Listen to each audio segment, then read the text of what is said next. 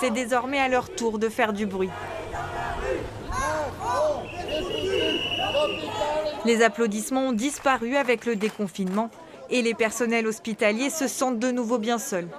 On nous a beaucoup félicités, beaucoup accompagnés pendant le Covid.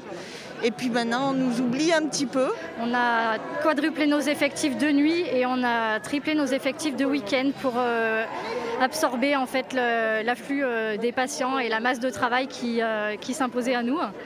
Et maintenant, on est fatigué. Le gouvernement avait annoncé vouloir tirer les leçons de cette crise sanitaire.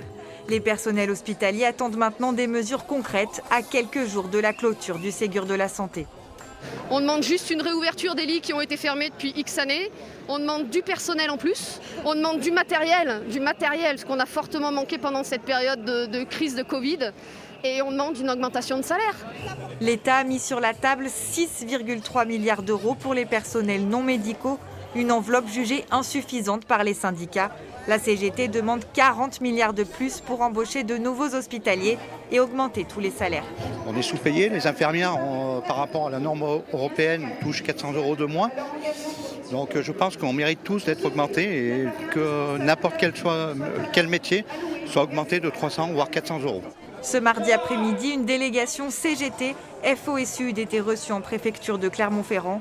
La préfète fera remonter toutes leurs revendications au niveau national.